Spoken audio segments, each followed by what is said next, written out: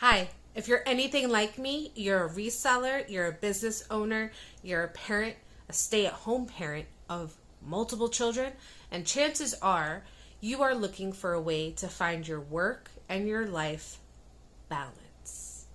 Stay tuned. I got 4 ways to help you find your work life balance. Hi, I'm Liz with the High Vintage. I have this wild dream of making this 100-year-old abandoned general store into a vintage clothing store. So I find cool pre-owned and vintage clothes to sell online, all in hopes to one day open up the Hive in real life. If this is your jam, follow me on my journey and be sure to like, subscribe, and hit that bell notification.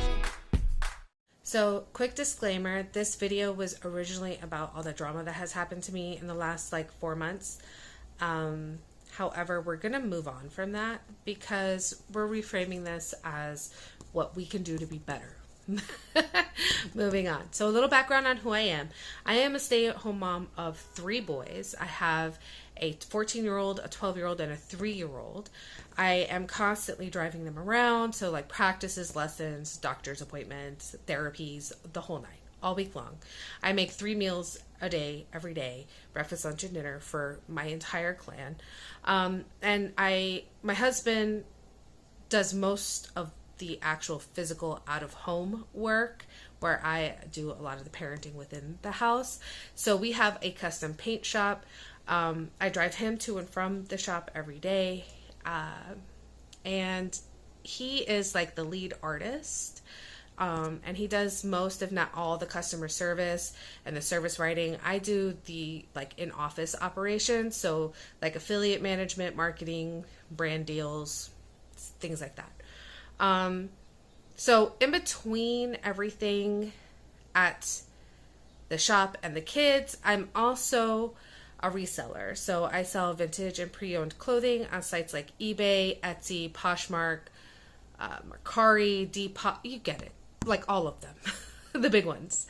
And the goal there is to raise enough money to open up a brick and mortar vintage clothing store in our hometown in Homestead, Florida, which you probably already got from the intro. So while I'm doing all this, I'm also a digital marketing specialist for a company called Pivot Academy, and they teach shop owners, like my husband's shop, how to maximize their profit and earning potential. And somehow amongst all this, I managed to balance it all. So I have 4 ways to help you find your work-life balance as a reseller, as a parent, as a business owner, the whole nine. Let's do it. Okay, so number 1, reframe what work-life balance means for you. YouTube is full of videos of well-meaning folks about how to find balance as a work-from-home mom or as a reseller. But those rules don't apply to you if you're doing all of these things. You don't get to clock out or declare work hours, especially if you're running multiple businesses and having to be a parent in the same time in the same space. So you can't hold yourself to the standard of some single childless influencer who swears by how block scheduling saved their life. It's just not real. So stop it. If you gave up the 9-to-5 life so you could be around your family, like I have, then your family is the priority. Never forget that. The concept of multiple priorities is unrealistic. However, just because your family is the priority doesn't mean that nothing else matters. It just means the rest of it can wait. All right, so number 2, have an emergency plan. So at some point, your family is going to get sick, you are going to get sick, or your family will need you as some kind of emergency pops up. And this is why you chose this life, right?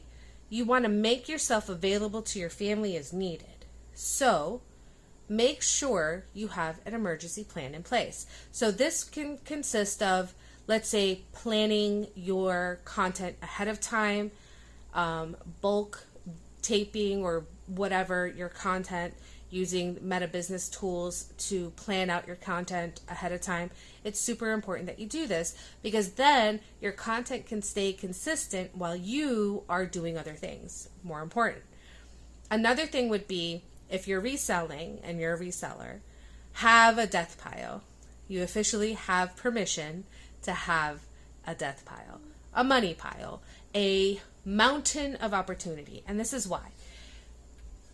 Forget COVID, okay? Let's talk about what if you can't leave the house for 2 weeks because you're so darn busy.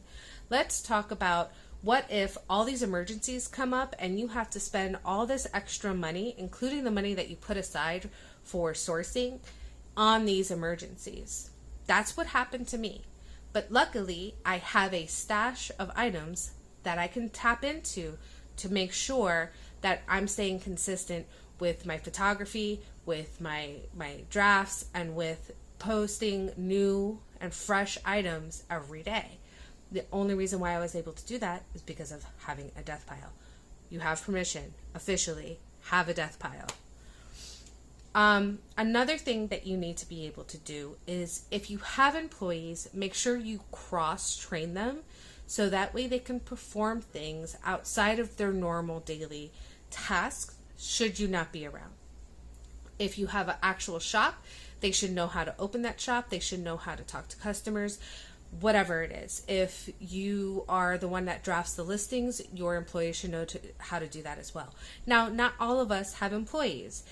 If you have a trusted family member or friend that you can teach them how to put your stores on vacation mode, or you can teach them how to pull inventory, wrap, and ship, then that's something you need to be doing now before the emergency comes up.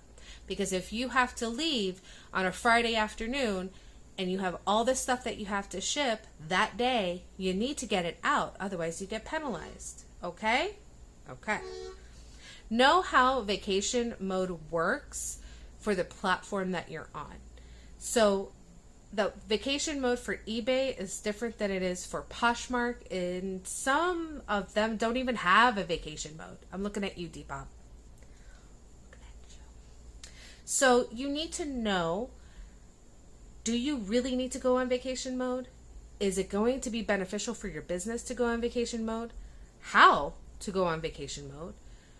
And what you need to do to recoup your losses when you get off of vacation mode. I mean, there are some resellers out there who use vacation mode as part of their business plan because they feel that it boosts them once they come off.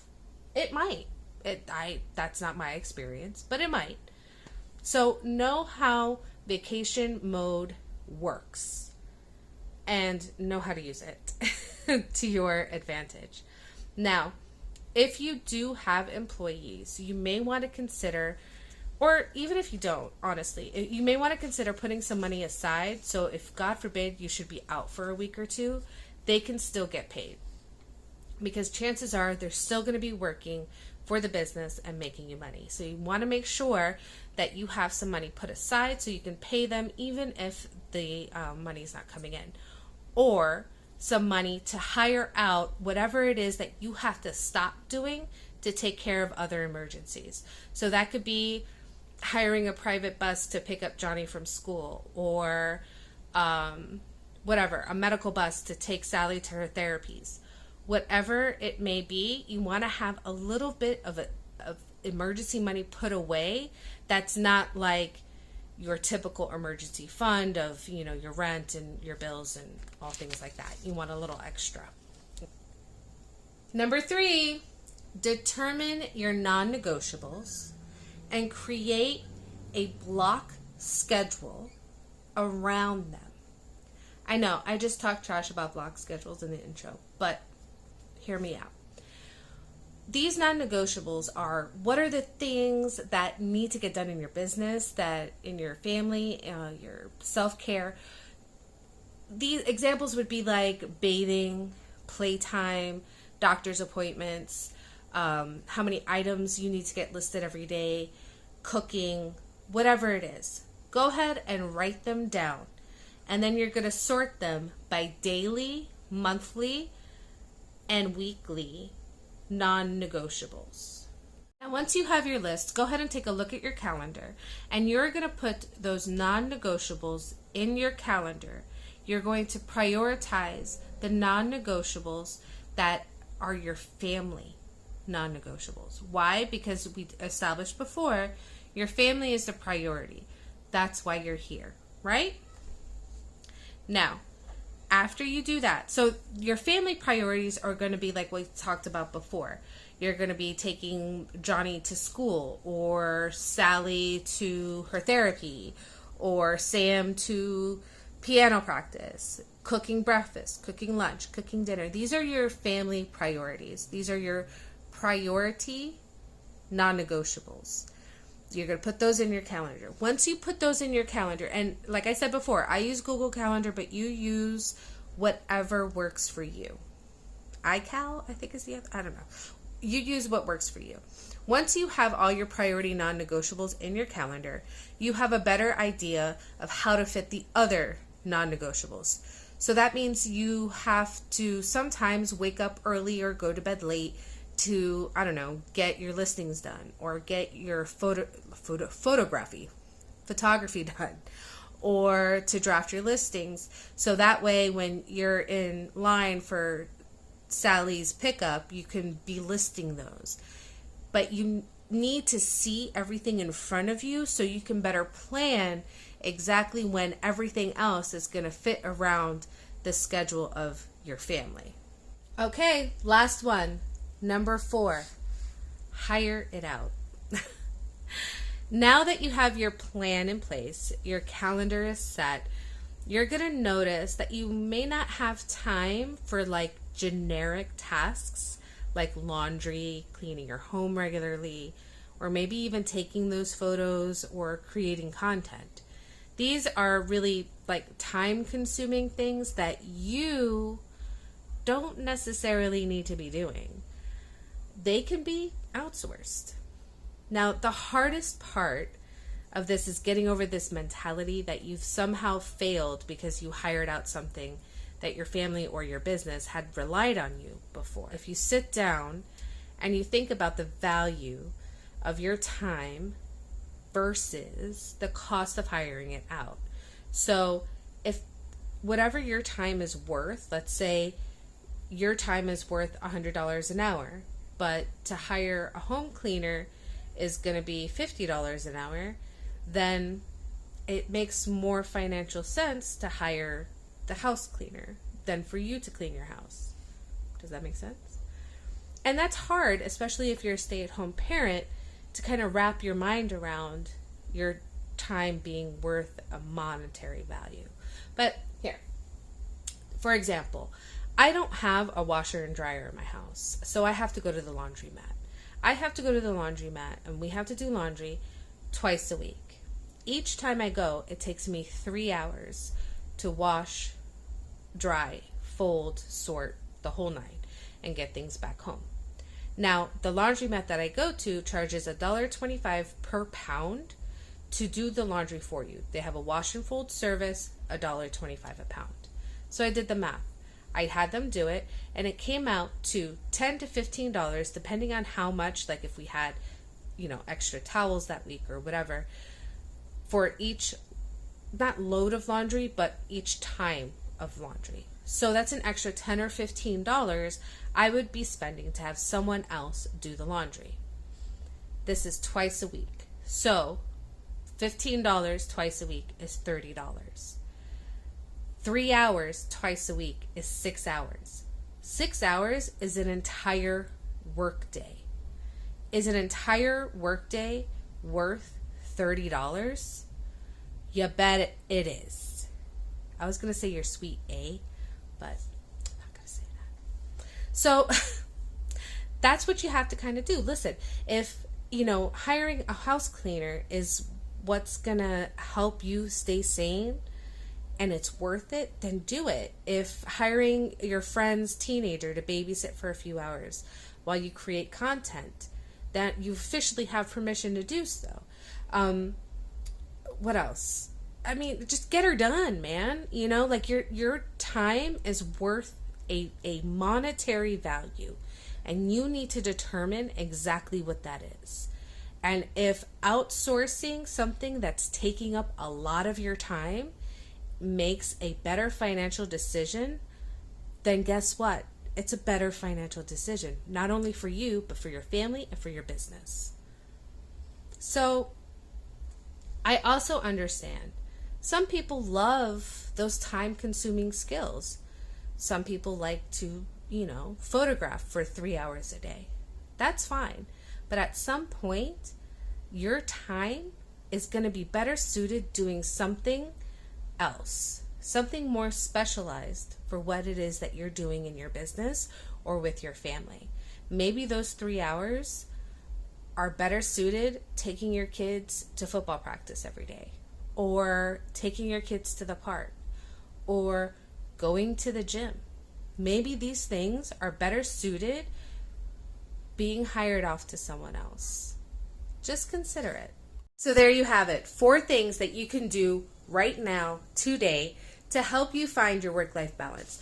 Let me know if this video resonated with you. Let me know if you learned anything new and if you liked it. Go ahead and like the video. Go ahead and subscribe, because if you do those things, I know this is what you like and I could give you more of it. Thank you so much. See you next time. Love ya. You should, oh my God, I've recorded this whole video without my microphone. Are you serious right now? Can we make a blooper reel? Why am I asking? I'm the only person doing this. Oh my God. Okay.